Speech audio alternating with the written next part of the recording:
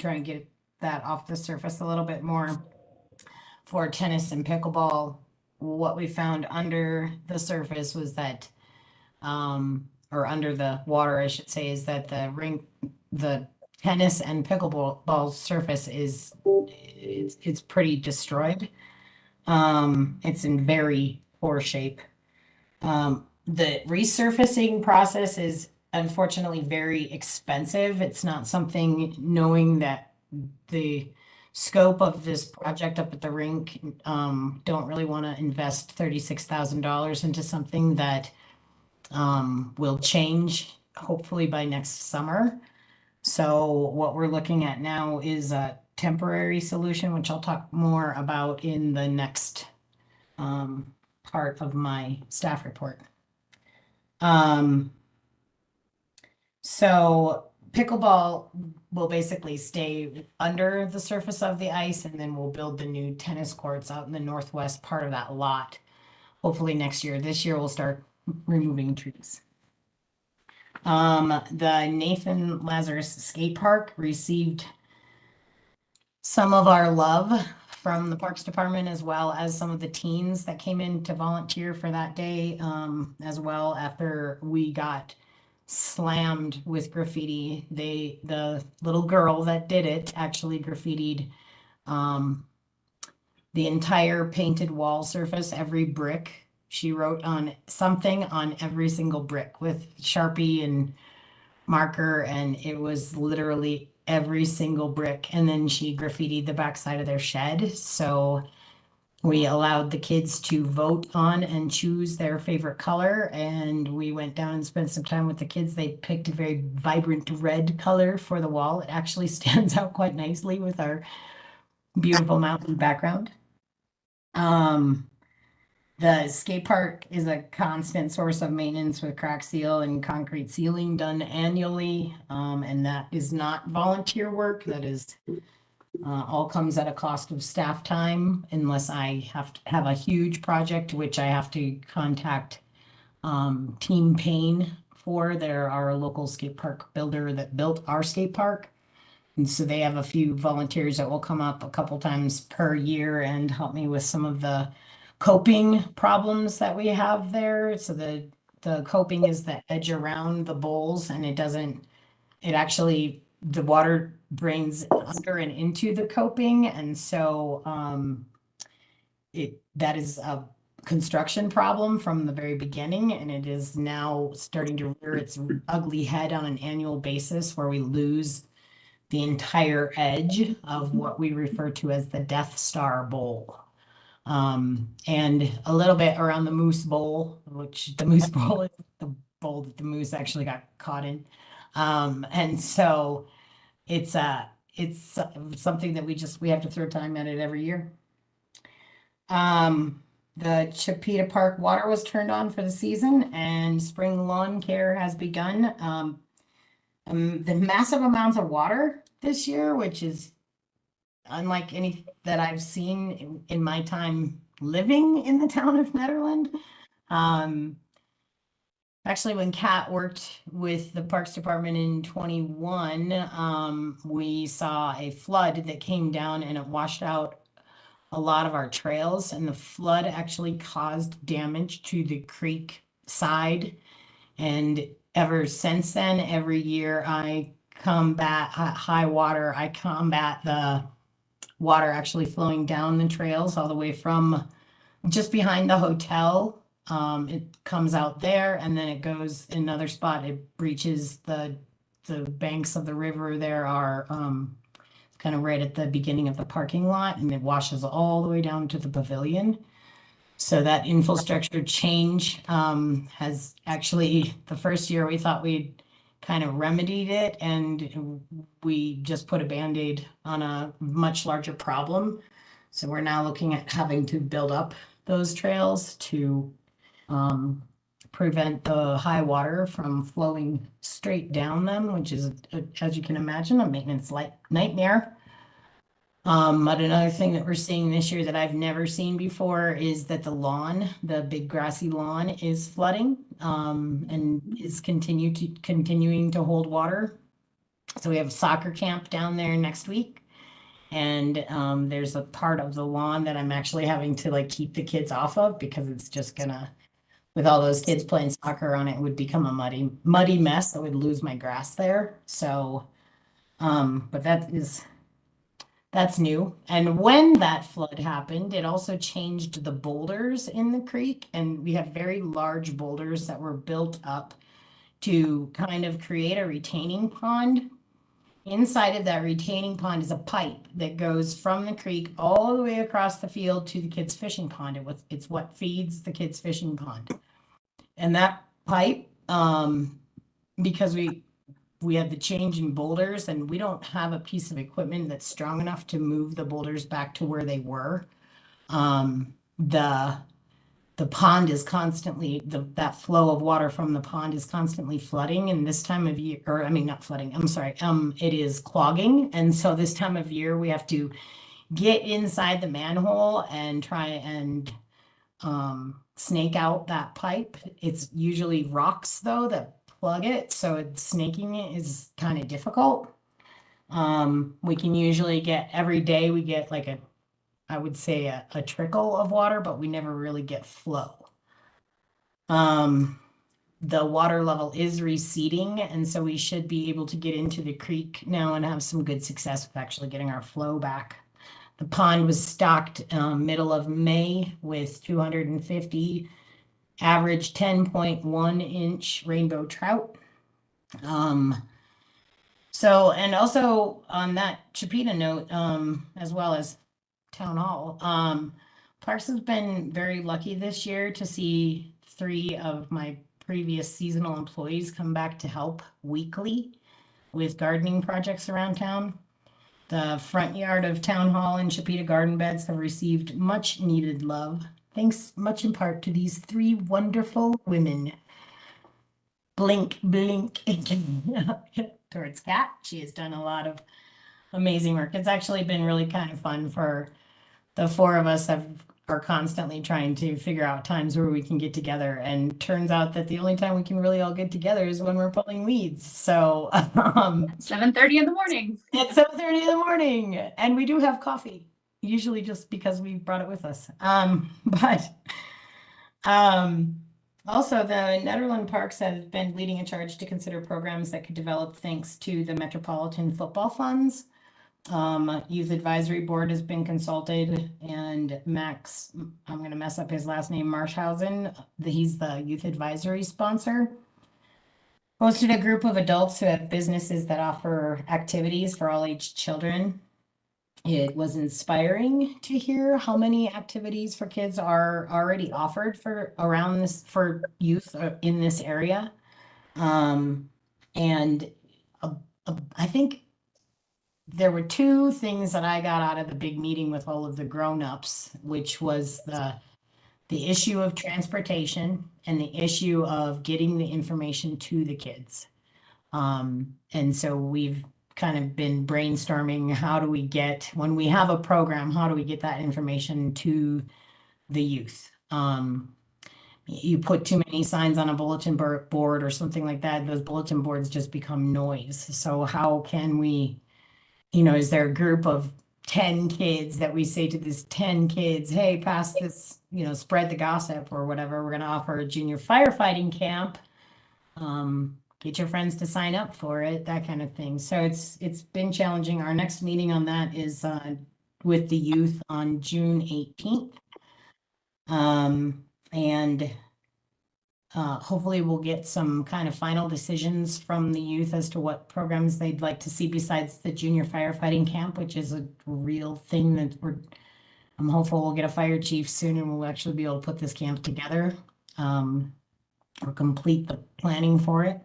And then the other idea was to kind of take some of the programs that are already existing and disperse some of the money that we got from the sale of the Broncos to each one of the programs and activities that is already established in town so that they could bolster their own program rather than me try and create a bunch of programs that may already exist or that I'm creating a bunch of programs that are going to overlap other programs. to just kind of bolster the things that we already have. So I think that's about all for my staff report for the month of May. Thank you all for your time.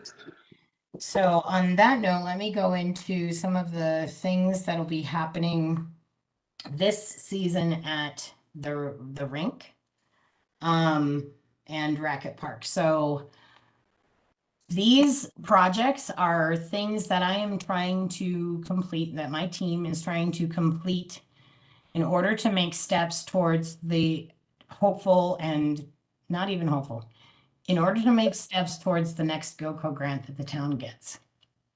The next GoCo grant, after I complete the Barker Meadows project that I'm going to be applying for and actually have to write a, I have to write my thing for it by July 20th. Miranda, what's the thing I have to write? Concept. I have to write the concept plan. Thank you. To write the concept plan by July 20th to submit that to GoCo. And so what we're doing up at the rink right now is just continuing to make steps, regardless of not having the money this year. I have to keep going. And eventually, even if I don't get the GoCo grant, we're gonna get this project completed. So rink is, we have, you know, some money from rink, we have some money with parks maintenance, we have things that we can do to make this project happen no matter what. And so the things that I'm doing this summer are kind of the baby steps to keep me moving in the right direction of getting this project completed. So one thing to understand is that rink location, and I've talked to PROSAB about this before, but that rink location is an incredible asset to the town that that we don't want to lose. So some of the things that we're doing this summer up there are basic maintenance that hasn't happened in many a year. So and other pieces are things that we're actually doing to advance toward the completion of the entire project. So I am lucky to have the rink board that's been kind of in the background, always supporting, and the pickleball tennis players are there as well. My team went up and started removing the mats from the winter and, you know, trying to do some general tidying. I'm hearing a lot of comments from both pickleball and some tennis players. When is the court going to open for pickleball? When is the court going to open for tennis? And my answer will be as soon as I can fix this surface. So what I need to do with the surface of the rink is basically take it back down to concrete because it is poor. And for the PROSAB members, I believe you have in the agenda packet, you have some photos of what that surface looks like this year. The rink, when the ice was on that surface, the surface of the tennis court was actually coming up through the ice. So it was like disintegrating like an alligator skin underneath the surface. And so as we would be Zamboniing around and shoveling and doing other things that we were doing, we were actually like, there were pieces of paint that were coming up. It's very poor, very unsafe surface. So I need to bring it back down to concrete. Now that was part of a quote that I got from Coatings Inc. as well as Renner, but Renner wasn't going to be able to redo the entire surface until next year. I have a call in actually to Renner to try and figure out how we can just remove the surface because everything that we've tried so far hasn't worked. And then things that are above what we've tried are actually too aggressive and we don't want to hurt the concrete. The concrete is actually still in pretty good shape. A couple cracks, but nothing really to talk about. So if we can remove the surface of the tennis courts, then what we would do this year is to repaint the lines We would have painted lines for tennis as well as pickleball. The tennis peeps were super supportive of me painting lines for not just them, but also for the pickleball players. The tennis courts, if we leave it as is right now, would be a little bit smaller than an actual tennis court should be, which means that we need to drill new holes to move the nets for tennis. So this would just be a very temporary solution, really until we get the tennis courts moved into the northwest portion of the lot. On that note, in order to move the tennis courts out into the northwest portion of the lot, we have to remove all of the trees that are in the parking lot area right now. We'd leave some trees along the road line, but that's going to be a really fun, a whole lot of tree removal to get prepping for the new location of the tennis court. North-south facing tennis courts wouldn't have ice on the surface. They would be able to stay in much nicer shape without the surface of the ice being on them every year. So I'm looking forward to that happening very much. Moving the trees is going to be a lot of work, but I think it's necessary. It's going to be good. So then I talked with Tim Murphy and some of the rink board. They would like to see the northwest portion of the north portion so every year we move the boards twice for the hockey. So we move the boards out for tennis, and then we move them back in to create the hockey. What's happening though is that every year that water with the temporary boards that we use to create a curb, the water just drains out. And so we have another maintenance nightmare where it's creating a hazard. It actually costs a lot of time. It costs a lot of money. And we're losing our boards. So the boards are super expensive. And because we have to move the boards twice a year, we're constantly taking screws out, putting screws in. And the boards in some places have almost become perforated because we've done that so many times. So part of what pouring the curb would do would be to eliminate having to move the boards twice a year. And that would create, for this year, a smaller tennis court, like maybe by about 10 feet smaller than it should be. And so it would actually keep the pickleball courts the same, but tennis would lose a little bit of size. That's very temporary. We're going to build those tennis courts, like I said, out in the northwest part of the lot. So, and I think all the players, hockey players, tennis players, everyone in the end will be very happy. What I said to Darren Davenport is this is the uncomfortable part. This is the part where not everybody is going to be 1,000% happy, because we have to these are the growing pains. So we're going to grow through this, and we're going to get it, and we're going to be done with it, and it's going to be okay. But it is going to be a season of a little bit of growing pain to get through it. And then I imagine, in my vision, next year the tennis courts will actually be being built.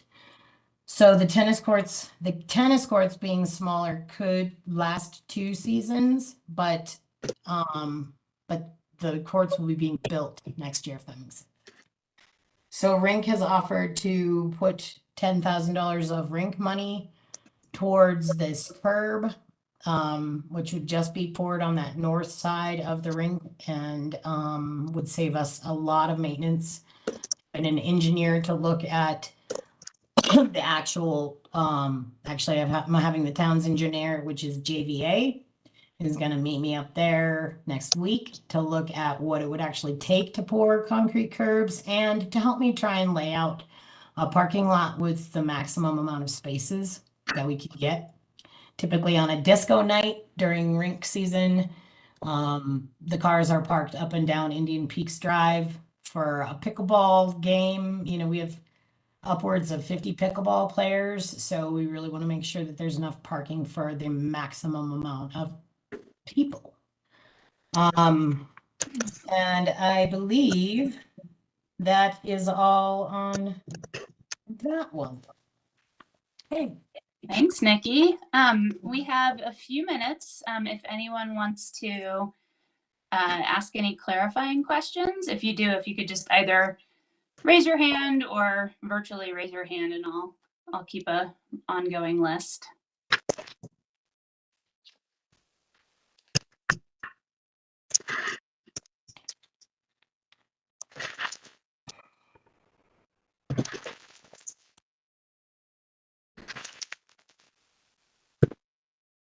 All right. I think that's it then. Thank you so much, Nikki. I know that was a lot of talking. Don't lose your voice.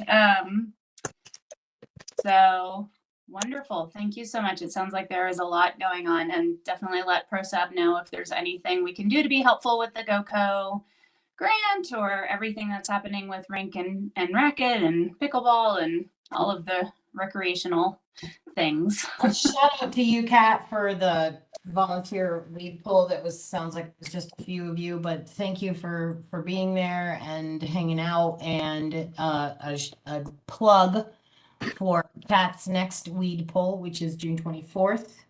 Are you doing Chipeta? No, but yeah. Are you doing Garcio? Yay. Yeah. I need help down there. Kat needs help down there. That girl's gonna be bagging weeds for days if some people don't show up to help pull weeds. Yeah. Specific scentless chamomile. So if I can get any PROSAB volunteers to help Kat out and the rest of the parks crew on June 24th at Garcio Field, 10 a.m.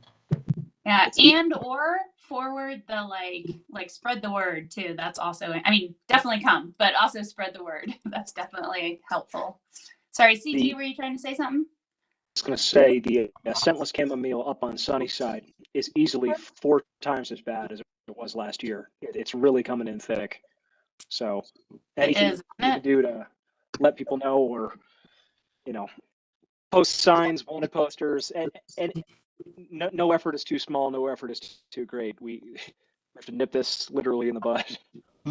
Maybe I should pass out a bag to each household and tell them to fill it, and we'll come pick it up. Yeah, seriously. Because I have not enough staff and not enough time to keep up with all of the weeds in this town. Yeah, we're looking at real exponential growth, so this will be even more of a challenge next year if we don't really throttle it. Yep, and my only other option is spraying. So I've got a company that's gonna, potentially come up here and do some work with that. But I'm not a huge fan of it. But we got to do what we got to do. So, all right. All right. Well, thank you, everybody. I may add another plug for that at the end.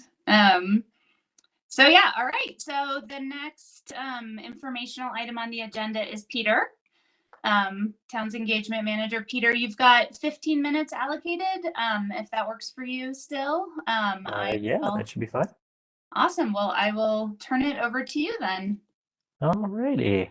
Let me go ahead and get this. Shared. All right. Can everyone see that?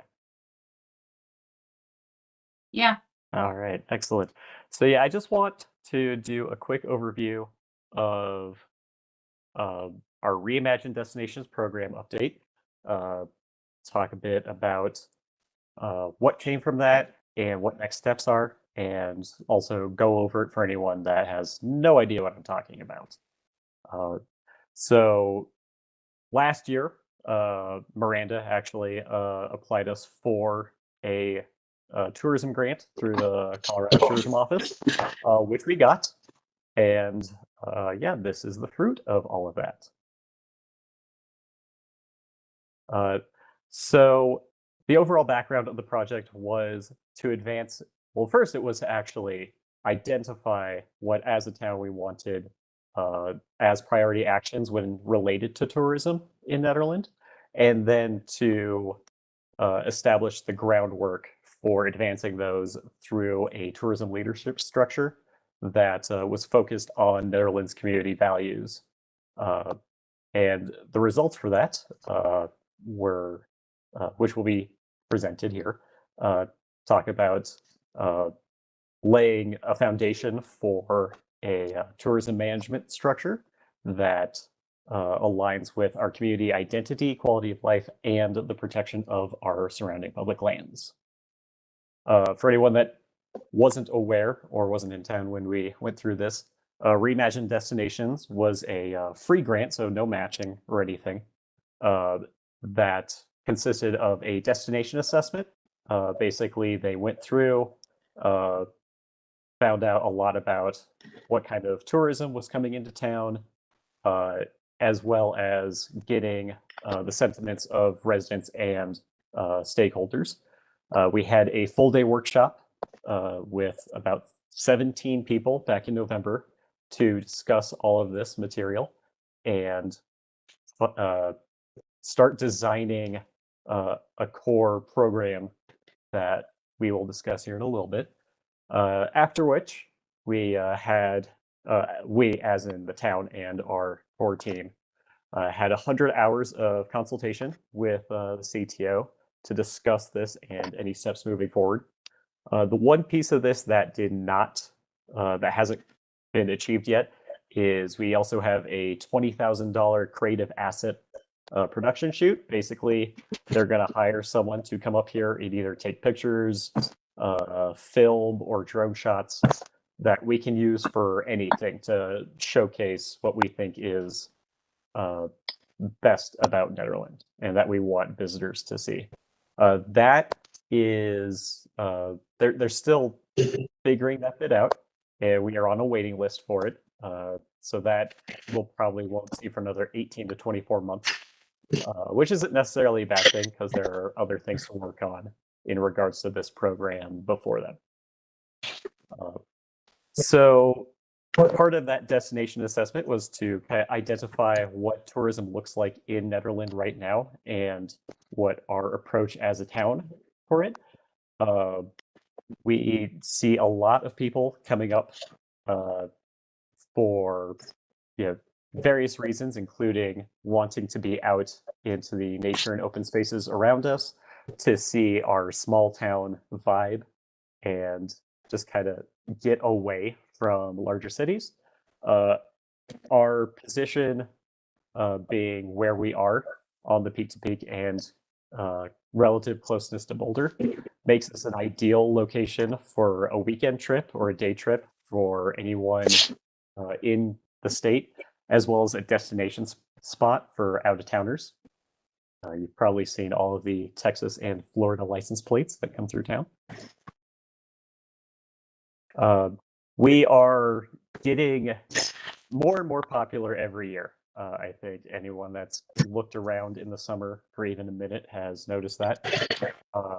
CTO identified that in 2020 we had over 6,600 vehicles coming through town. And that number is, or that's on a daily basis, I should mention, not over a year. And that number is projected to go up to 7,300 by 2030. So they're predicting that we're going to see just exponential growth in general as a tourism location, even if we don't do anything. We don't really have any sort of dedicated funding source for any tourism marketing, so that's why this was an important first step to establish that groundwork and kind of understand that anything that we were going to be doing is kind of hands-on grassroots until things kind of take root.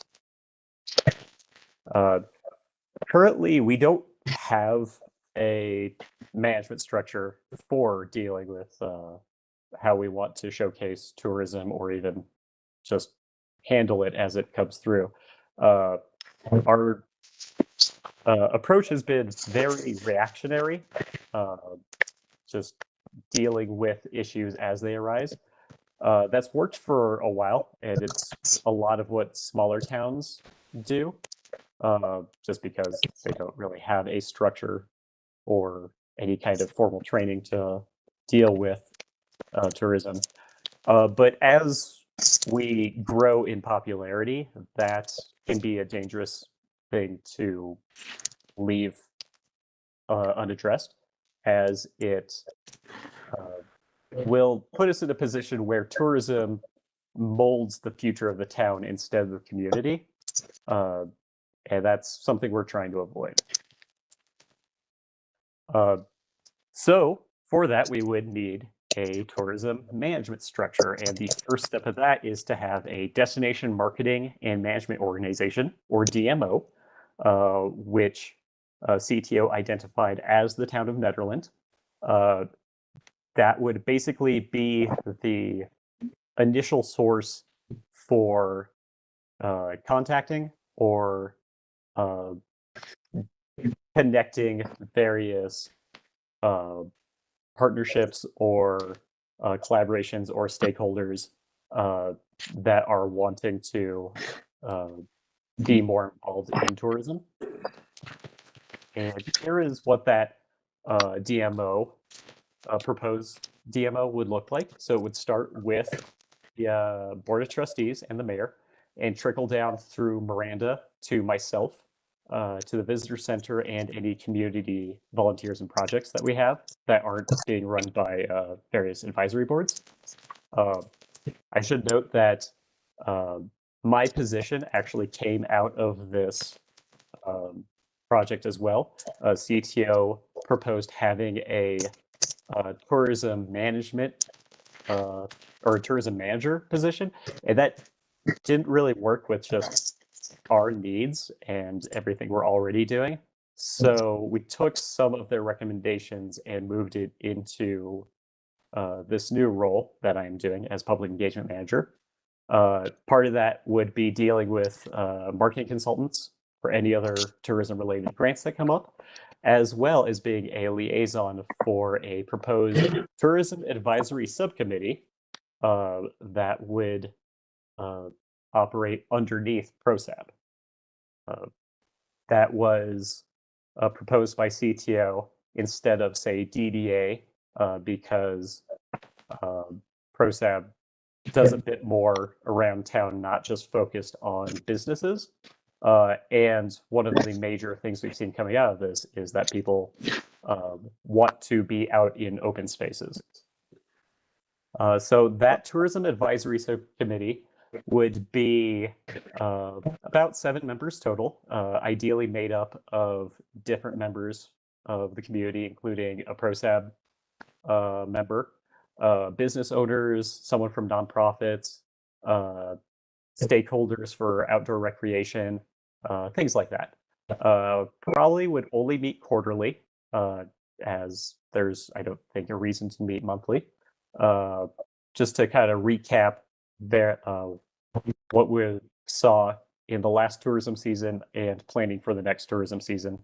They give recommendations and things that I would then act on.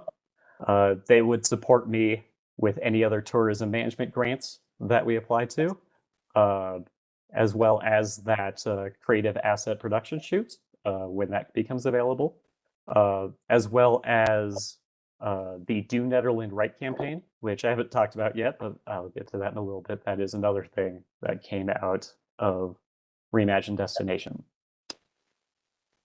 But the first step after kind of creating the CTO is to find ways that our tourism integrates into other parts of our community initiatives and economic structure.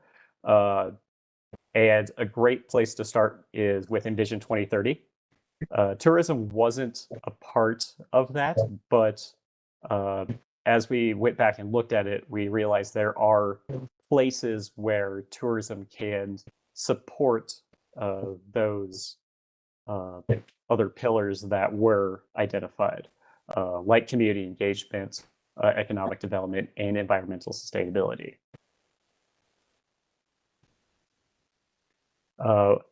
I did say that I'd talk about the Do Nederland Right campaign. This is a potential marketing strategy that we can use that CTO came up with. It is based off of their own Do Colorado Right campaign, which they came up with during COVID-19 to educate travelers about travel restrictions, safety, and that expanded into more of a visitor behavioral messaging campaign to get people to respect nature and just kind of like not start fires, be patient with people in various roles and things like that. So they've modified that to work with smaller municipalities. There's like I think a Do Tell You Right campaign, for instance. So this is just part of that. None of this is set in stone. This is, we're not going to immediately start acting on this, but this was something they came up with that we can use if we want. So the first part of that campaign was to identify what priority impacts we have as a community. And through that, we had our core team meetings, and we also sent out a number of surveys. You may have remembered the Reimagine Nederland resident sentiment survey that went out last year. That was part of it. We also sent out surveys to tourism stakeholders, businesses, nonprofits in the area, things like that, and had one-on-ones with various land managers to see what they thought were the priority impacts. So from the resident sentiment survey, we asked, what was that? Sorry, 2-minute warning. Okay, thank you. Then I'll just blow through this. What came out of that? It was very much a resounding note that they wanted to see us focus on public lands, B, how we are a central location to said lands, as well as being a small community with a thriving arts and music scene, things like that. We wanted to have the takeaway be that everyone is welcome, but please respect nature, that we are a small town, and that we value the quality of life that we see up here, and that we're also a little weird. From the tourism side of things, there was a focus on rising costs of supplies, retaining staff, and supply chains. Those were their concerns. But they also wanted to see us promote local businesses and activities and shoulder season and off-season tourism ideas, while also seeing a similar desire to have visitors understand that we are a small town, that parking isn't always going to be available, and not to leave trash everywhere. So we mostly saw from land managers a focus on trash and wildfire risk, and failures to obey signage. From that, here are the themes that came from Do Nederland Right. So it was Do Ned, car free, get to know us, respect the rules, be careful of fire, trash the trash, stick to the trails, and keep wildlife wild. They also included a very comprehensive messaging matrix, which this link is in the agenda packet that you can look through, and there's a lot to it, more than I could even begin to talk about.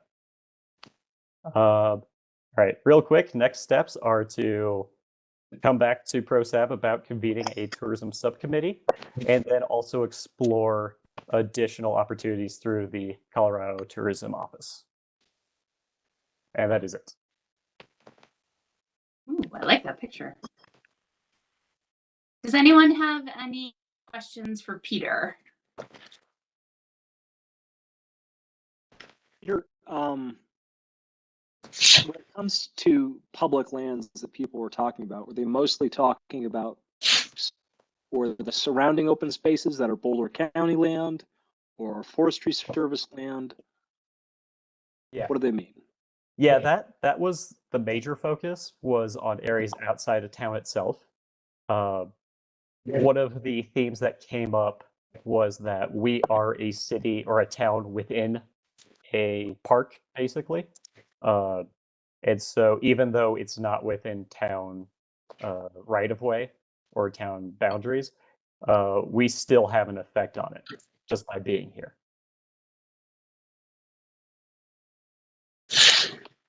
Thanks. I have a question. What exactly would it mean for this to be an informal subcommittee of PROSAB? Like, how would that work?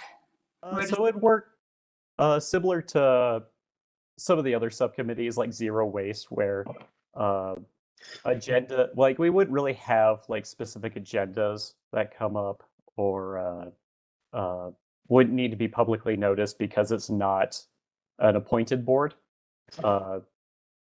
It would mostly be made up of people that are considered like good, that have like a vested interest in driving our tourism needs in the direction we want.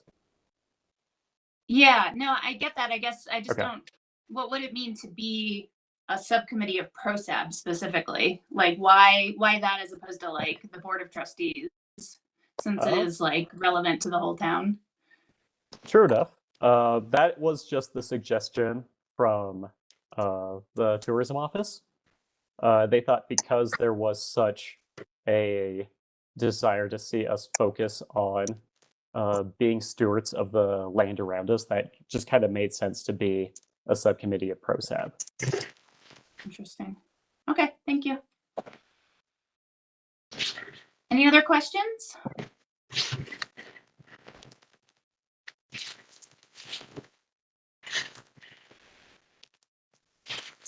Cool. And when should we expect to hear like whatever happens next? Like, I know it's a long timeline for a bunch of stuff, but is there anything we should like be aware of coming up or like weigh in on or?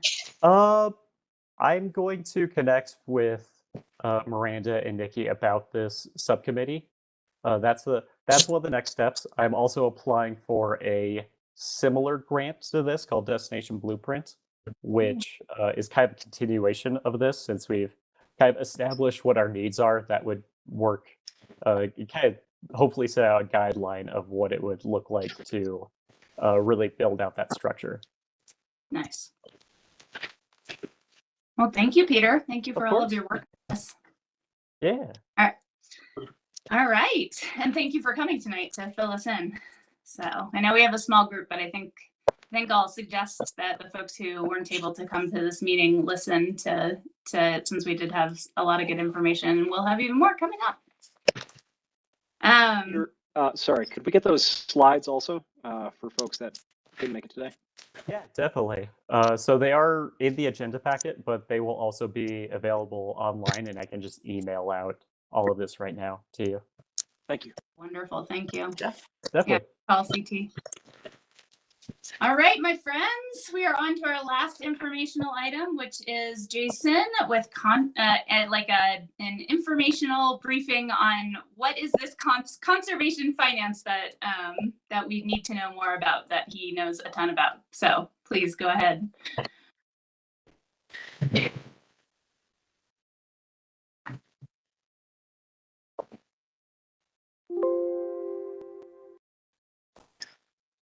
Thank you, Kate. Can you all hear me?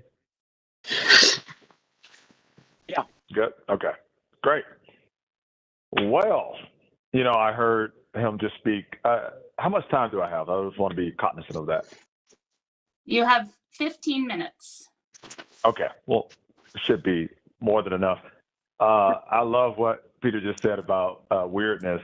I like to say unique, but I do like weird too, because weird people are pretty cool. So anyway, thank you. My name is Jason Swan, Conservation Finance Director for the Trust for Public Land. I've been with the Trust for Public Land for a little over a year. Before that, I was with Western Resource Advocates. You might have heard of them. They're pretty set in stone here in Colorado and throughout the Intermountain West, doing land policy. And today, you know, much like when I got initiated and voted in on PROSAB since, 8 years ago, and I had the opportunity to visit Nederland, I was heartened, I was inspired by the community's love, the passion for their hometown here, and the passion to preserve what makes Netherlands such an amazing place, right? The surrounding public lands that was already talked about, the parks, the trails, the open spaces, and the rural character heritage. People are very proud to live here, and that's one of the reasons why I just love working on PROSAB and contributing to the community. And it's no secret that one of the strongest contributing factors to one sense of community is not your usual suspects, right? It's not the economy, it's not jobs, it's not education, but it's actually green and public spaces. And when I realized that, I just thought how amazing is that, and Netherlands has all of that. But as we all know, a modern park system needs consistent sources of funding to support those ongoing maintenance, those ongoing operations and safety, and a variety of other things. And that's what I'm here to talk about, and that's where Trust for Public Land can actually help. At the Trust for Public Land, our conservation finance program, we really embody the conservation priorities, the wills, the desires of communities and elected officials, right? And today, I want to be able to provide you with a better understanding of who we are, what we do, and how we get it done. Next slide, please.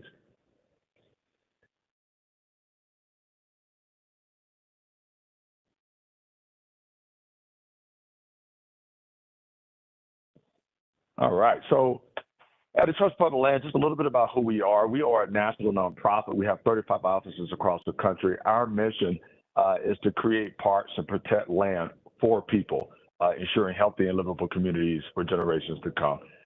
And we also do what we call land for people by the acquisition of land and conveying that land back over to governmental agencies for parks, open spaces, trails, and land conservation.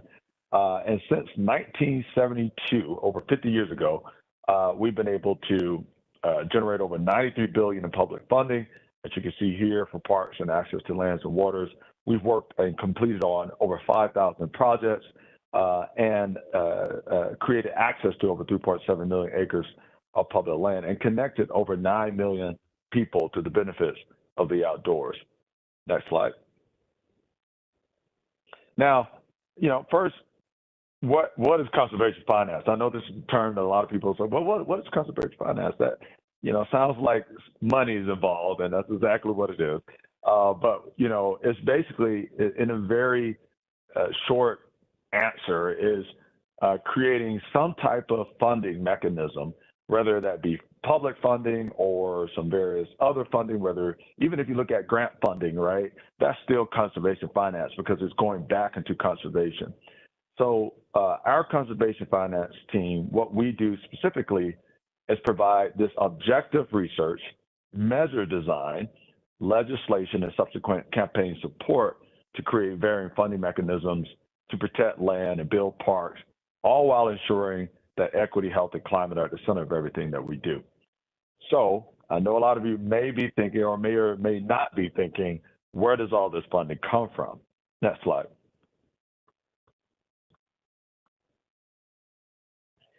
So many people think that most of the funding for land conservation happens at that federal level, right? Because of the highly leveraged funding programs like the Land and Water Conservation Fund, right? The Great American Outdoors Act, the recently passed, it's like the Investment Retirement Account, but it's actually the Inflation Reduction Act, IRA. And then there's various programs that are out of the Department of Agriculture or even state funding, right? So I know it was already mentioned that we talked about GOCO and getting funding from them. But there's so much funding, as you can see here, at 51%, that actually comes from the local level. It doesn't come from the federal or the state. I mean, it does, but most of that funding actually happens on the local area, that local, county, municipal, and district levels. And you may be asking why. Well, just like I mentioned in the beginning of this presentation, is because of the love and the passion that people have for what's in their backyard and their willingness to want to protect it. And it just makes perfect sense, right? I will give a little bit of my money to make sure that I keep my parks, trails, and open spaces the way they are and preserve and conserve them. And our conservation finance team has been nothing short of amazing actually creating that type of funding. Next slide, and here's the proof. And, you know, it's funny because, you know I sent over some to Nikki, I sent over some funding options, kind of thinking about that federal level options to this board. And it's a lot of stuff. And so I don't want you to get overwhelmed by it, because you can look at something like that and go, well, look at all this money. I just want a little bit of it on the federal level. But it is hard to get. And that's one of the toughest things about federal money that comes down the pike. And when you have like things like the IRA, and then it gets passed through governmental agencies, and the governmental agencies pass it down through to local municipalities and various jurisdictions. So it is very hard to get. But the most hard part, in my opinion, is first identifying where the heck it is, who has it, what is it going to support. And once you have that list, then it's a little easier to start putting plans in place to start going after it. So I just wanted to mention that. But here, there's a little bit of proof of concept about our work and how we've been successful. Back in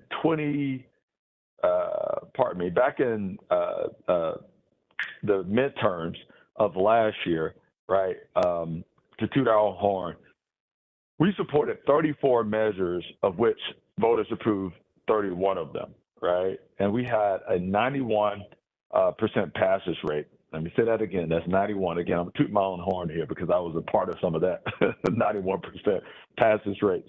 And this was a time back last year where there was a lot, not last year, but it's 2020, yeah, it was 2022. There was a lot of economic stressors, and there continues to be a lot of economic stressors, right? We got high inflation, high gas prices. I hate going to fill up my car right now.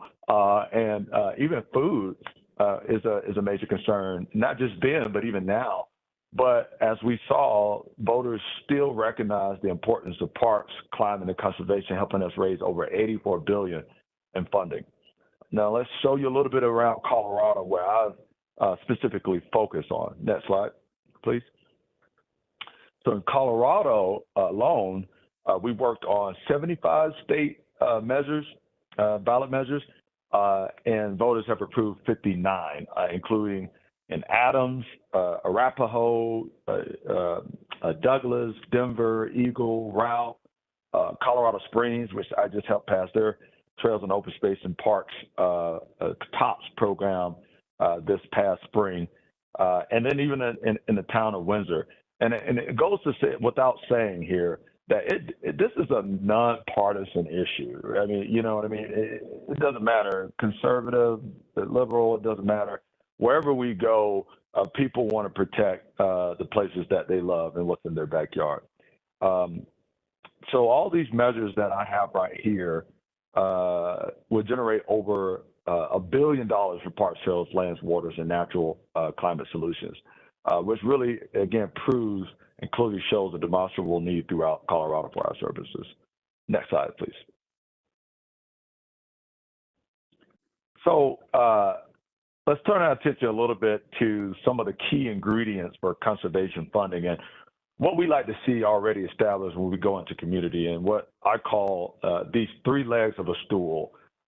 Because without one of these legs, the entire process really is imbalanced. We can't move forward. And you all know this. You lived in this town long enough. If you don't have community support, it's dead. And that's just plain and simple. We're not going to move forward. We're not going to do anything unless the community is highly involved and they support this type of work. And, you know, I'm only local to one place, or was local to one place. We'll talk about it later about Nederland. But we have to really learn about the various things that are affecting your lives regarding health, regarding equity, regarding climate issues, O&M, et cetera, et cetera, et cetera, so that we can make informed decisions about how do we develop a program that actually funds the things that you care most about. And our job is to really to lean into the expertise and the knowledge of the people that are on this call and the various other people in the community, and be respectful of the hard work that you've all been doing for years and years and years, and support those efforts. The other would be elected officials. I'm sure all of you know it's hard to get anything done unless the elected leadership also is in unison with community. And usually there's two ways to get a measure or something on the ballot, and that's through an initiative, petition, and referendums. And now when I'm talking about, I want to make this caveat. When I'm talking about this, I know I've spoken with a lot of locals in Nederland, and I know that taxes are high. I've actually looked at it, and a lot of locals don't necessarily want more taxes, and I get it, especially at a time right now. You're looking at mill levies that have property taxes that have assessments that have doubled since last year, I believe, or maybe 2 years ago, since 2021. So, people are really starting to feel that strain. So that's, so before I even go further, I want you to know there's going to be a lot of options I'm going to share here outside of just looking at these types of public funding mechanisms. But I'm going to talk about it because it's important to understand what you can and cannot do, what public funding would raise to be able to help parks, trails, open spaces, and conservation. So just want to make sure I say that. So we have to have the elected leadership, and we must endeavor to ensure that those communities in Nederland are highly and civically engaged in this process and in lockstep with our elected officials to make sure that this gets done. And then finally, what is the demonstrable need, right? We just talked briefly about this. So what are we trying to accomplish? Is funding for ongoing maintenance and operations for parks, trails, and open spaces, is that the issue? Are we certain about that? Is it public safety? Is it water issues? Is it fire mitigation, fuel reductions, and things as such? What are the, because sometimes you can really put this into kind of a bowl, and it has everything that you need to be able to take care and provide for. So, we must clearly and concisely communicate to the people what they're befitting a bill for if you do decide to go to the ballot with any type of measure for the public. Jason, next slide, please. Jason, 2-minute warning. Okay, excellent. You said 2 minutes? Yeah, 1.5, but. Okay, great. All right, next. So let's try to get through this as quickly as possible. So the first one is how we get it done. We want to do feasibility research. I talked about this before.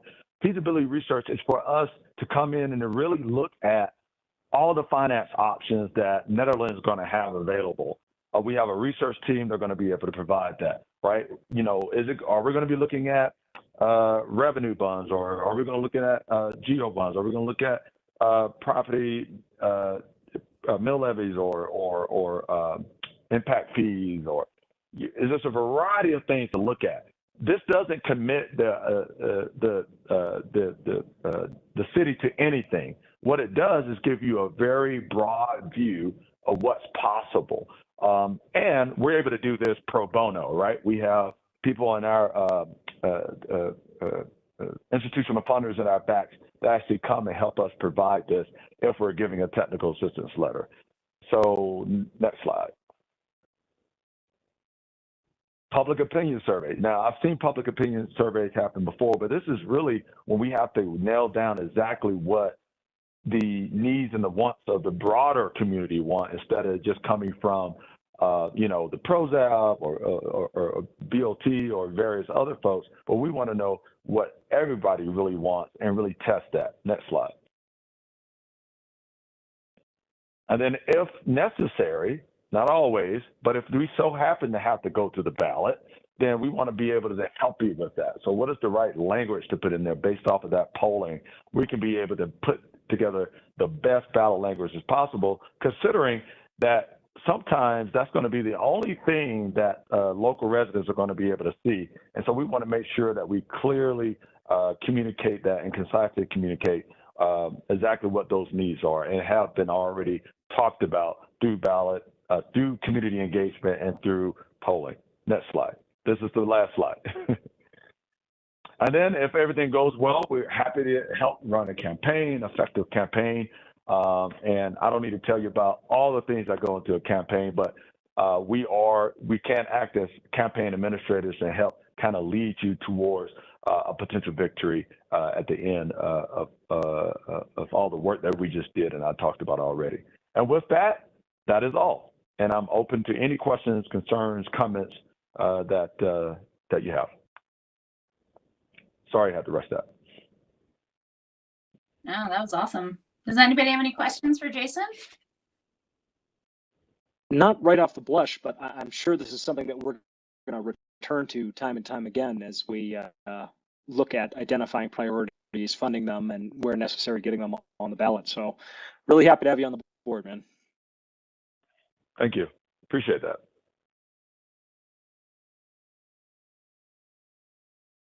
Yeah, ditto. I will definitely have questions like later. I said, if it doesn't come from PROSAB, I know the community is going to have questions. So I'm ready and willing to answer all of them. Thanks for that presentation, Jason. Great information. Really, really good. Yeah, I feel like every time I travel to another town, I learn about some interesting way that like this type of stuff is either funded or supported or done, or so it's really helpful to have your expertise. Thank you. All right. Last call for any questions for Jason. And I know that was like a lot, so I'm sure people will have questions down the road, but last call for questions right now. Awesome. Thank you.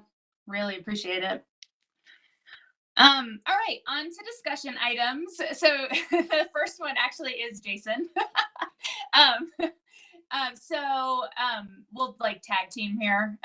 It's just like, it's less of a discussion and more of a quick update since this is a little bit of a last minute heads up. But so Jason let me know a couple of days ago or yesterday maybe that he's moved to Denver. And so doesn't live in Nederland currently. And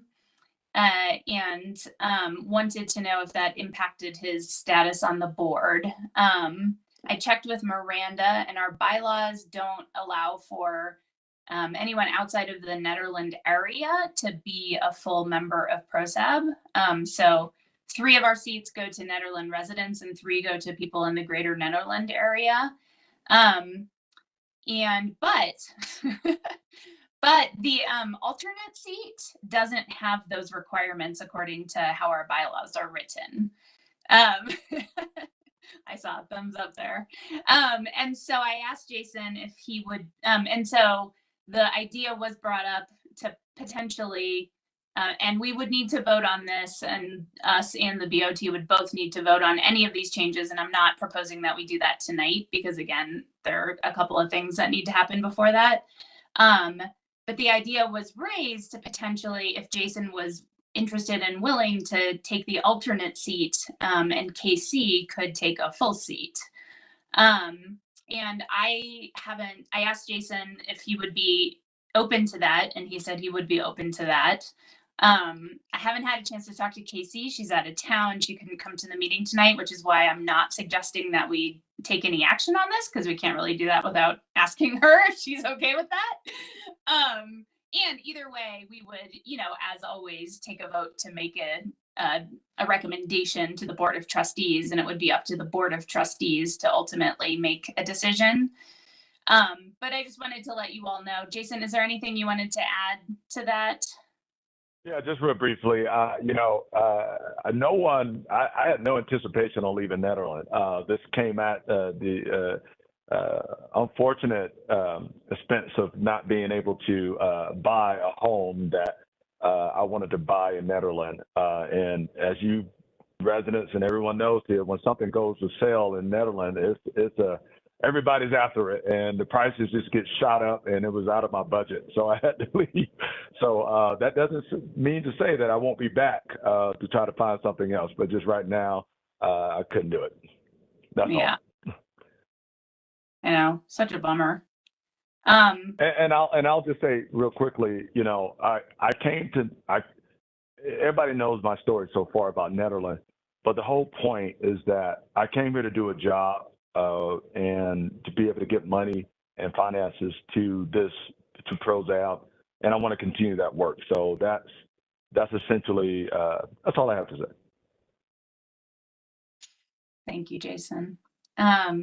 So yeah, I think I don't think we need to like take action on this. And again, without Casey here, I'm not really comfortable doing that. So what I would propose, and folks are definitely welcome to weigh in on this, but what I would propose is that we just table this and like figure out like what our recommendation is at the next meeting in July. Miranda, I assume, is that okay to do that? Yeah, that's Okay. fine. And I would argue that it would also be fine for Jason to remain until, as a regular board member, until that's kind of sorted out, since it is pending. Yeah, I mean, I would love that if that's both fine and okay with everyone. So, cool. Yeah. So Jason, thanks for the heads up. Super bummed about the house. But we'll get you back. And yeah, so let's just put a pin in it till the next meeting. I'll touch base with Casey and we'll figure it out next time. Is that cool? Anyone object or have questions? Awesome. Thanks, guys. Thanks for being patient there. All right. Next up, Mr. Sievers, bike trails. You have 15 minutes on this discussion item, my friend. Cool. So, awesome. Thanks. And I also have a non-agenda item public comment I'd like to make at some point in the meeting if we can squeeze it in, Kat. Just wanted to put that in there as a placeholder. Okay. I think that's okay. Is that okay, Miranda, to go back to non-agenda public comment? Oh, and I guess if it's related to PROSAB, Jesse could do it under other business, since he's a PROSAB. Oh, yeah. How about yeah. that? That sounds great. Yeah. Okay, cool. Okay.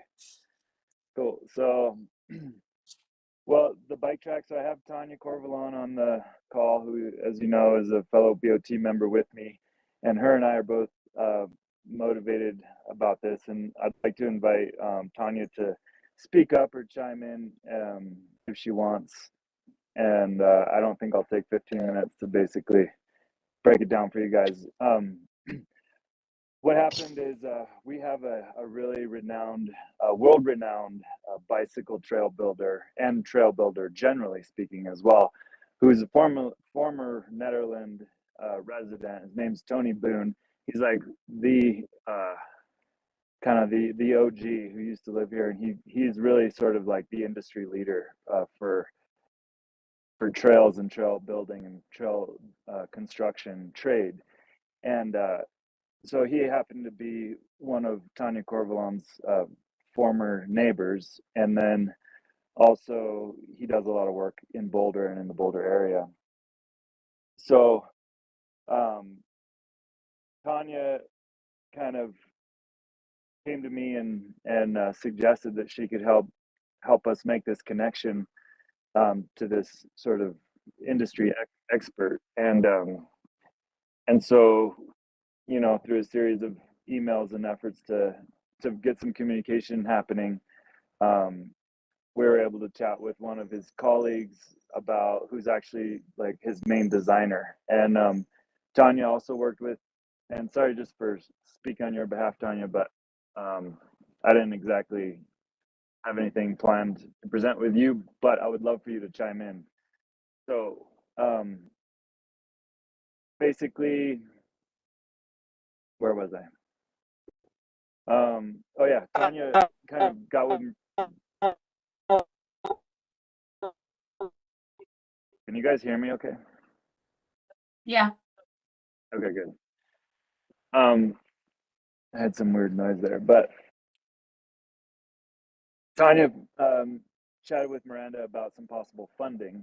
And so she reached out to Tony Boone's designer and got some quotes and some budget budget ideas for what him and Tony could do for us in terms of creating some trail designs. And that would then allow us to build it or not, but it would be, you know, an opportunity for us to invest in this notion of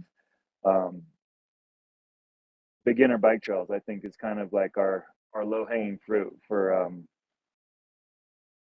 some bike trails. And so yeah, that's long and short of it.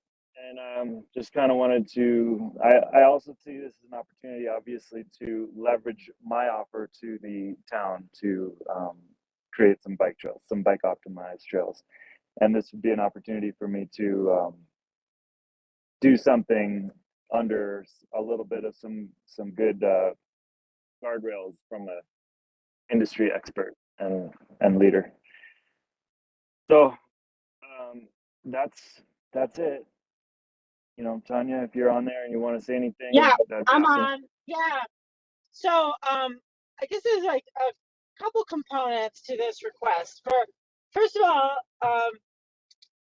the ultimate request is to get approval to ask the BOT to open up this it's a government fund that was given by the Boulder County Housing Association. It's over $100,000, and it's intended to be used for trails because their initial contract was to create a trail through their property to connect, because there was a historic trail that went through there. And they didn't do that, and so they gave us the money instead. Anyway, that was a few years ago, and the money's just been sitting there. And I know there's loads of possible uses for this money in terms of trails or trail maintenance or anything of that nature of the Parks and Recs department. But we were hoping to get, I believe it's like $5,400 out of that $110 something odd $1,000 in the government funds to pay the group. And also I'm like brain farting on their name. Jesse, you remember the name? It's in the It's in the AIM, but yeah, it's like John Ackland or something like that. Yes, but their business. Yeah. Anyway, I will get that in a minute. So they are the trail design company that Tony Boone uses for his company, and they will create a basic trail design and the media, the print media that we need, the digital media that we need in order to attract the funding and the support that we can get from IMBA and Boulder Mountain Bike Alliance and NATO, you know, all the groups around here that would appreciate this. And how I know everyone's basic thing is, well, we have trails, we have loads of trails in this town, and of course we're surrounded by trails. But if anyone's been up to Maryland Mountain and stuff like that, you'll see that there are these like bike engineered trails that are kind of like designed to be fun for the downhills and be easy for the uphills.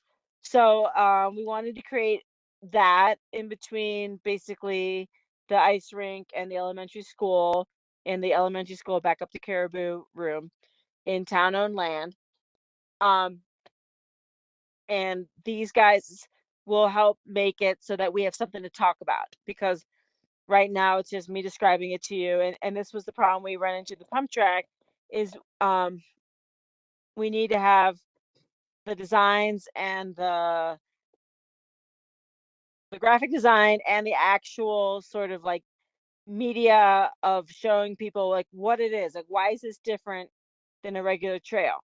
And I think this would be a good use of the money.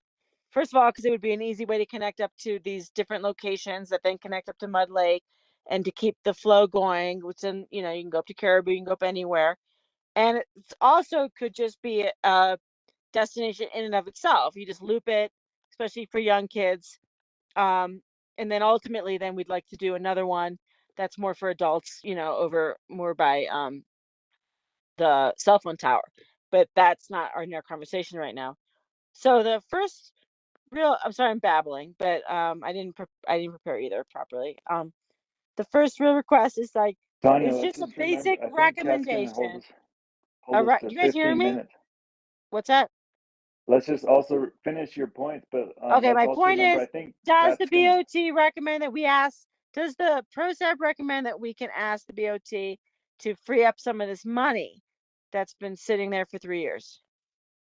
Well, Tanya, we have this on the agenda as a discussion item, not an action item. So if you guys want to have like a conversation around this, I think that would be the first step. Yeah. And since this is the first time anyone on the board has heard of this, and we have a really small group tonight. So I think if you want to facilitate a discussion and surface what questions people might have or ideas or concerns, that's the first step here. Okay, well, let's go there. Let's bring it up to any questions. $54,000 for a plan and a digital media campaign seems pretty steep.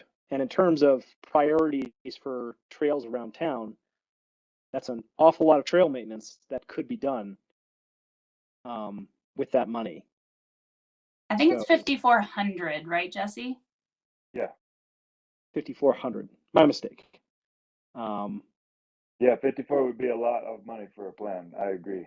Yeah. Okay. 54,000, I mean, but yes. Totally my bad. I was No trying. problem. I was trying to square that. $5,400 for a plan and a media campaign. That seems a bit more on point. Cool. I'd want to know specifically what we were buying though, and like a general, like what lot are we talking about here? That would be helpful information to have to facilitate this discussion. Well, yeah, I mean, that's up for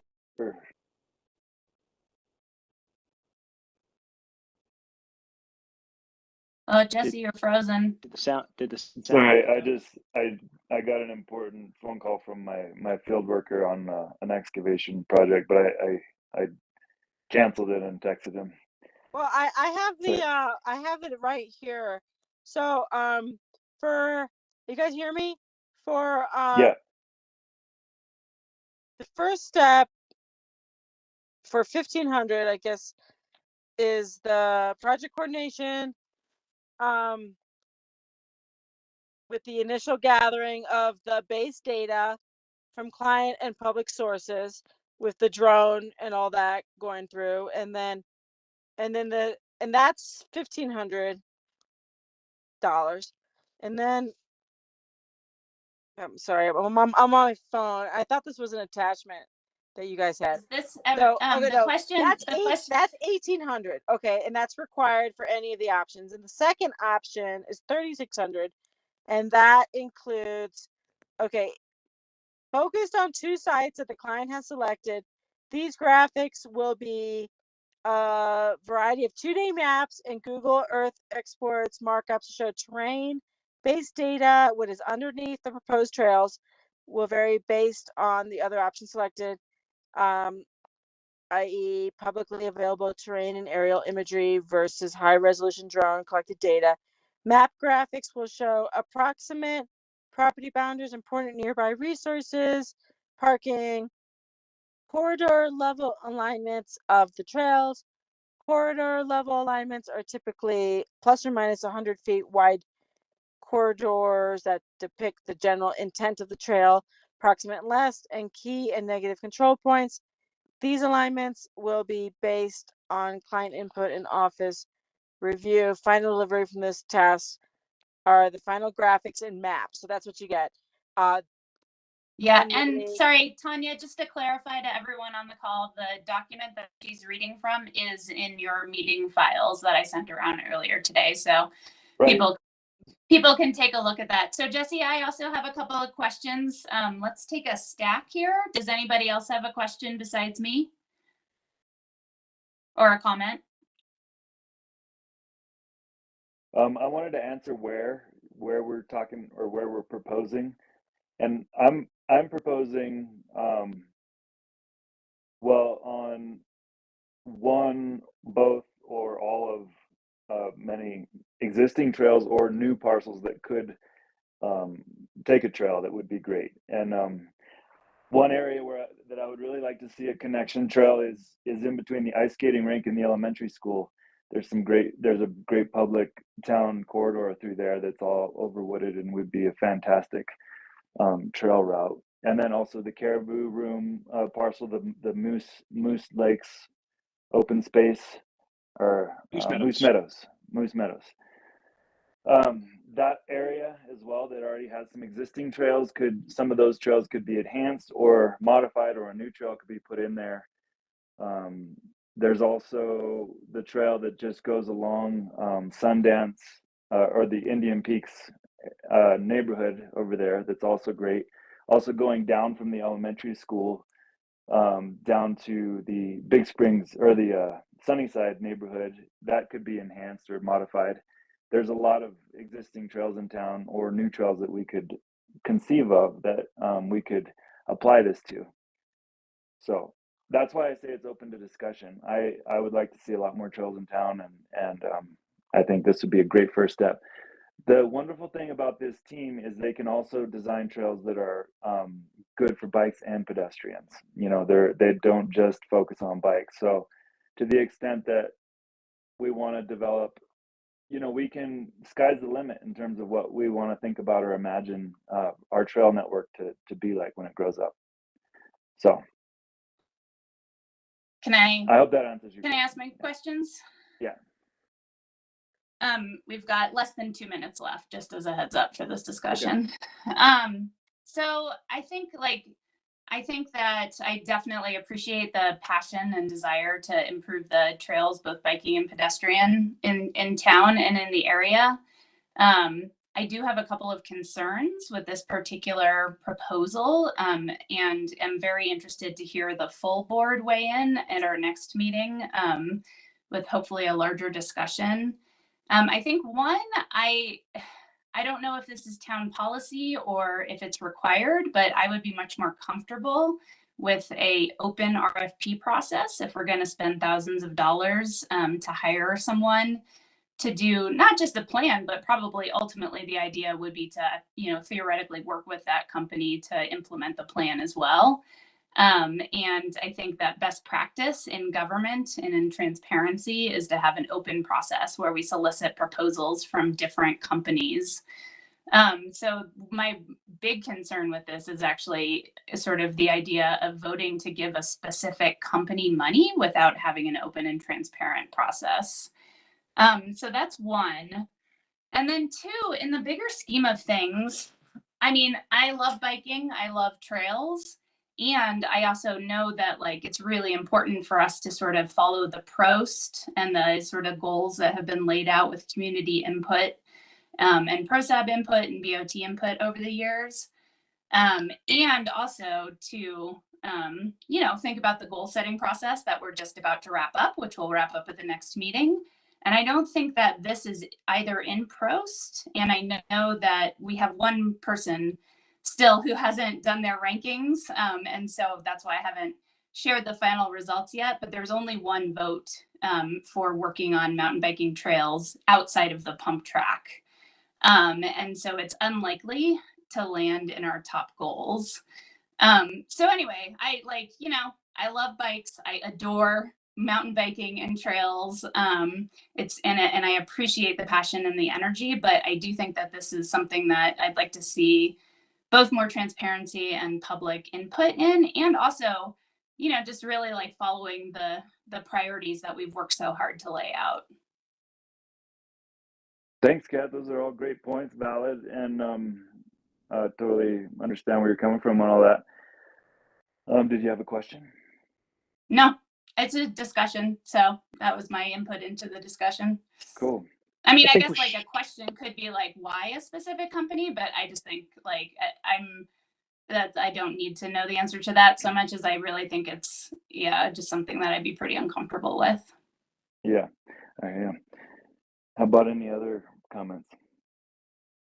I think that we should keep this discussion going, and would second what Kat said about bringing this before the hopefully more of the board next month. I think opportunities like this may be few and far between. So when we have a professional in trails available, we should definitely hear them out. But yeah, definitely something we want to get the community and the board, the larger board, involved with. Cool. How about you, Jason? Jason, I think you might be on mute. Can't hear you. Sorry. I think Kat made some very, very valid points. If it's not necessarily within the plan that was laid out for the board, for the community that has community buy-in, and or the processes of doing RFPs, that's just a best standard in any board that I've ever been on.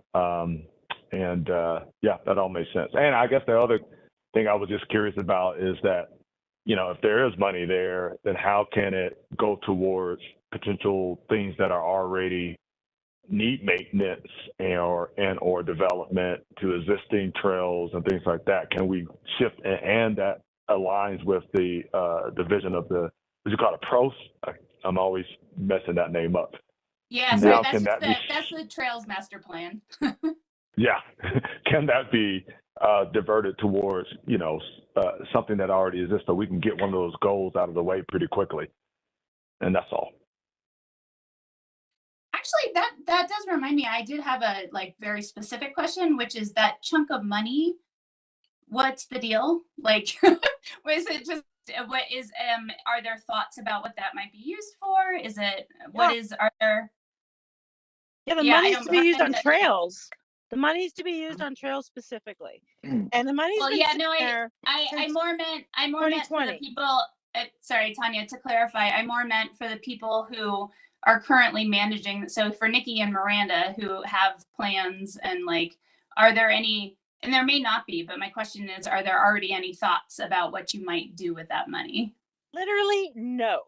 Every time I'm spending the money, they say, bring it to PROSAB. Tanya, can I address, and before we get off the subject of this discussion item and talk about the money more generally, I'd like to address your concerns, Kat, and because they're shared by the rest of you as well, Jason and CT, and I think there's some other ways of looking at it that I'd like to present. And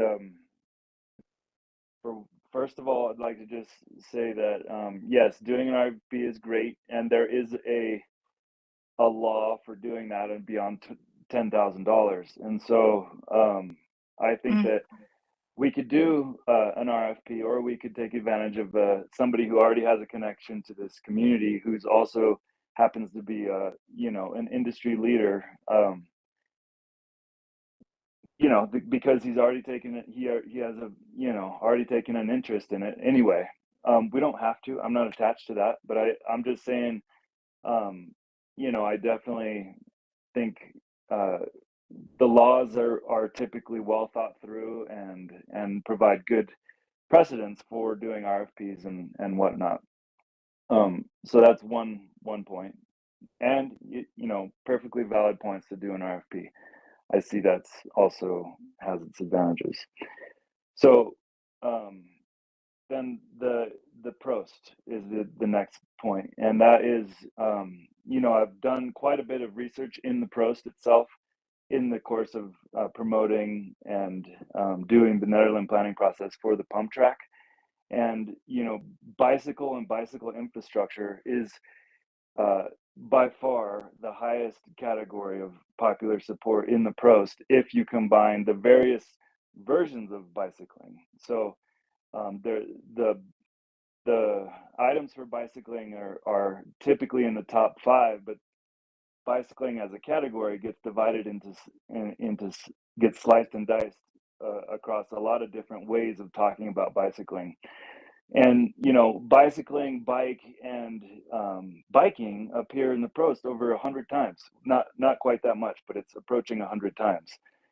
It's a highly popular and supported investment in our town in our parks department in Prost. So, but don't take my word for it. Go and look for yourself and find good ways in which we can leverage the Prost to advance our parks department and our open space, because I will support you in that. So, and then the last comment, having the participation of the rest of the board is obviously awesome, and also, you know, seeing how we do on the goals is also awesome. However, it is already supported in the Prost, which is a master plan from 2013, and it's still our governing master plan until that gets overhauled and updated, which I also support. So,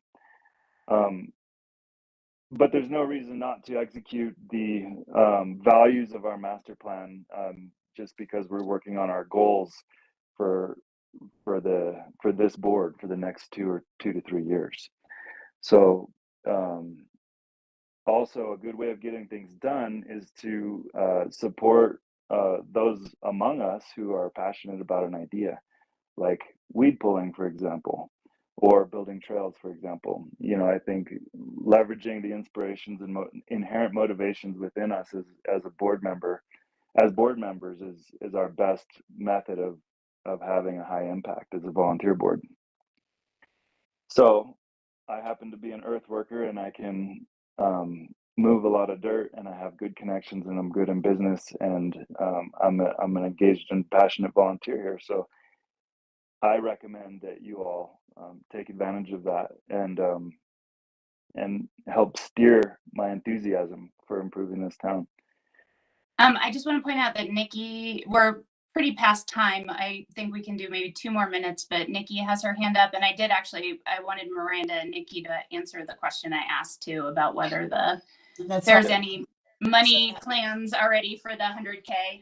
That 100K is kind of, the idea of it was to use it as a down payment on the AmeriGas purchase, so that we could purchase that land, which apparently is discussions are being made. So if that seriously is not what we need the money for, I guarantee you I can spend that money on other things that need to be maintained or upgraded or whatever around town. If you want, PROSAB board wants to tell me to go for it with that money, then I absolutely would. But as far as I know, since the beginning of that money, when it first came in from Boulder County Housing Authority, that the idea was to use it for the AmeriGas purchase. But Miranda, do you know more? Yeah, I would just say to double up on that, that's always been an interest of those funds. Something else that was talked about, though, is reserving it as match funding for grants. And an example is your GoCo grant, like the rink or whatever you might do with GoCo.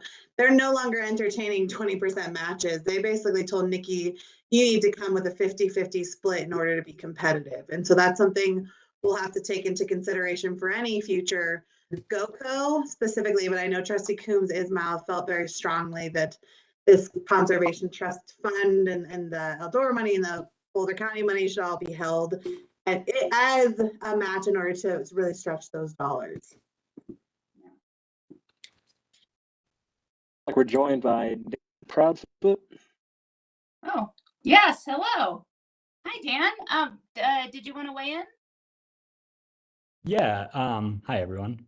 I don't typically get involved in town civics, but I did want to join. I'm neighbors with CT. We moved up here for mountain biking. So this subject is very near and dear to my heart. We've been tuning into the live streams, specifically around the pump track and trail expansion. And I just wanted to make the case that really, like, we moved up here to raise our kids in a place that it supports bike culture, mountain biking, the outdoors, access to trails. That's why we took our jobs up here. That's why we decided to start a family in Nederland. So, you know, whatever type of expansion happens, I know that myself, my neighbors, my friends that have also moved up here that haven't joined the calls, haven't weighed in a civic capacity, moved up here specifically for this activity. So, you know, I'm obviously supportive of like a quality RFP process, access to funds, money, grants, and would be happy to join in anything required to make sure that funds are allocated in the place that we love for the activities that brought us up here. I've been riding in this area for 15 years, and when we had the opportunity during the pandemic to move up here, we took it immediately. Well, thank you so much for weighing in. Super appreciate it. Appreciate it, Dan. So Jesse, I think like there's like tons to discuss here for sure. It sounds like we'll have Totally. like, I'm happy to move on. I appreciate you guys kind of taking it in and the feedback. Great comments, Kat. And yeah, thanks Tanya for pitching in as well with the presentation and the introduction. And yeah, appreciate everybody's presence here. And Nikki, definitely appreciate all your hard work on the board. Or I mean, on in the field. Yeah. wonderful. All right. Well, thank you for that. Yeah, no, it'll be definitely a good discussion for the next meeting. So, and give a little people some time to like mull over it too before the next meeting. So yeah. I think it'll be good. But thank you. Appreciate you for raising that for sure. Okay, so the next item is like maybe an item and maybe not, but it's our first experiment with having Miranda share with us upcoming Board of Trustees agenda items.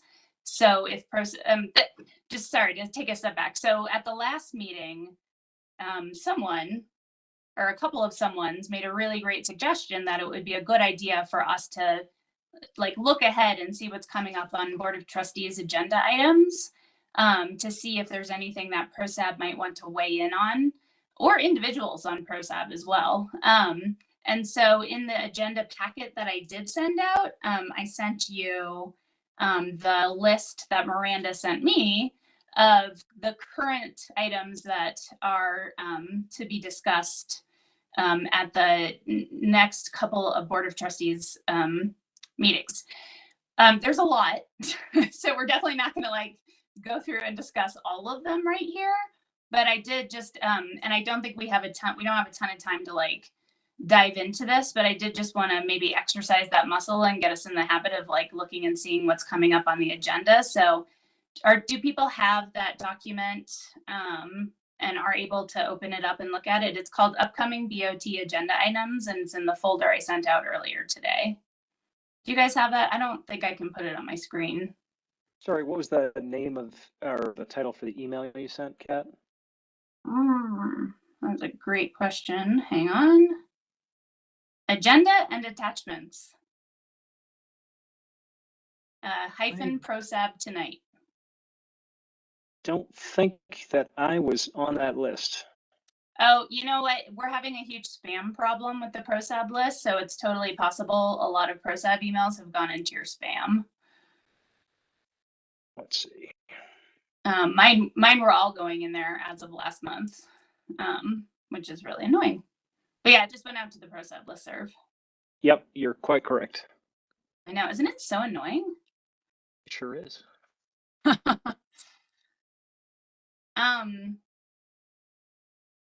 Jason, are you able to see it? Did you? I tend to always wipe out my spam consistently, like 3 times a day. So I probably don't have it. Okay.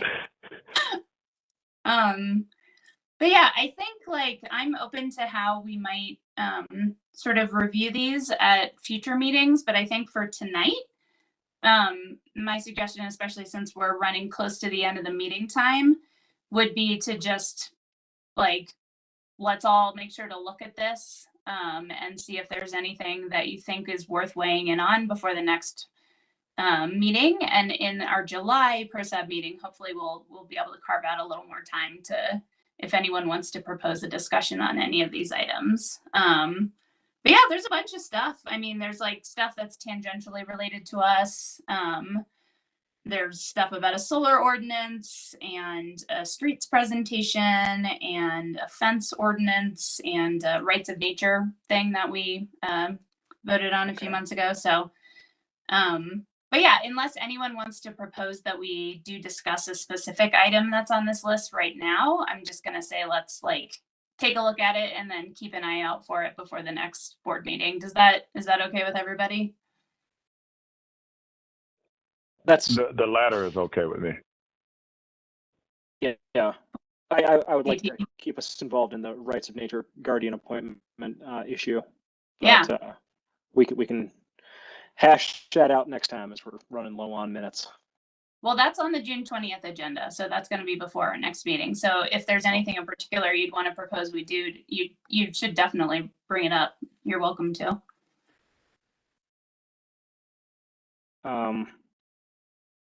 Sorry, I don't really have my thoughts collected on this just now to weigh in. Only that I think that we should reiterate our support of this to the board in whatever vehicle is possible, that we support passing the rights of nature ordinance as it was first written in 2021. So it says that the action item for the BOT is to actually, it's where the guardians will be appointed.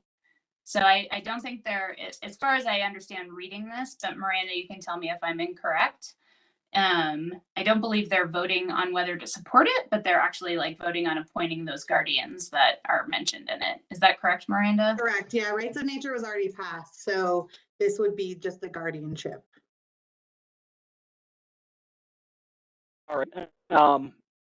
Were names put forward or specific people being put forward for that, or is it just moving ahead with that process? So the original plan was Rich Orman and Alan Apt. And so that's who would be appointed. But we decided not to put names in the resolution because it could change, obviously, from board to board. And so it was just 2 SAB members. Great. We had talked at the last meeting, if you're interested, like a way any or all of us can always join BOT meetings to speak in favor of things, and or one other way would be to propose writing a letter and circulating that and seeing if PROSAB members are good with that. So totally up to you, but that's just what we talked about last meeting. Yeah, thank you for the clarification. No action from me on that just now. Cool. All right. Well, I think that there's a bunch of stuff on the July 11th meeting too, so folks can look at that. But other than that, I think we're pretty good with that. The final discussion item isn't really a discussion item. It's more just a heads up update. It was going to be a discussion, but I'm still waiting on one person to fill out the goals ranking. And oh, happy birthday, Jason. I'm still waiting on one person, and I only got a couple like yesterday, so just didn't really have time to pull together like a final vote on that or whatever. So we're just gonna hold, and plus we had a tiny group tonight, so we can have a final conversation on sort of setting our goals based on those rankings in July. So just a heads up, that'll be coming. And Jesse, I believe you had an other business item. Sure. A tiny one. Yes, thank you, Kat. My other business item is I was sitting out here outside and during some of the meeting, and it's just amazing. It's so beautiful. And I was just thinking that, man, we should be having our meetings out in a park. And so I wanted to suggest that we consider having our meetings out in the park through September. And heck, we might even do 10 minutes of weed pulling to kick it off, And I love that idea. Yeah, and then maybe we just do a bunch of volunteer labor throughout the whole meeting and think about how much we could have gotten done while we're out there, picking up deadfall, and we could be tuned in just like this and still all talking to each other, or we could sit in a circle and have a presentation. That's Jesse, I literally had that exact same idea driving home today when I passed like the park. I was like, wait, why don't we do these meetings in parks? And then I realized the whole like. I sit at this computer all day. I'm 100% for this idea. Yeah. Now, Miranda, can we do that? Is there a way to do that and still have the public like virtual opportunity? I mean, you can always have a meeting without the virtual opportunity if you want to just do it in person. That's also fine. It's so nice. Yeah, we could, and we could also just be on our phones like I am. I mean, I can just have an AirPod in. but something along those lines. I think you guys are feeling me, and I think we should do it. And Kat, you know, obviously you're the chair. I think you can just make the meeting be whatever you want. You're calling the meeting and hosting. Can I? Yeah, Um, why not? The weed pull meeting. I like that notion a lot. Yeah, just kick it off. That's how I start off my staff meetings at the shop. We do 10 minutes of cleaning and organizing and sweeping, and then, you know, gets to a little kinetic blood move in, and then we have a good short focused meeting. And so it's nice to just have like a little warm up. You know, there's a lot of us, especially if it's a popular meeting, we could pull a lot of weeds. I mean, I'm totally into it. If like we could do like a July Chipita meeting. Are people into that? Oh my gosh, hi. I like it. We have to look at the event calendar, so we Oh yeah. sure we get it on a day when we don't have other events. But if I know you're coming, I'll clean the house. Pretty, huh? Yeah. Well, I mean, we can help think with that's that. That's the whole point. I think that's an amazing idea. So yeah, I mean, why don't I Well, double it's your check idea, with Kat. I just voiced it. You And had it plus, going up the canyon. We'll get Jason back up the mountain at least for a minute. Yeah. Yeah.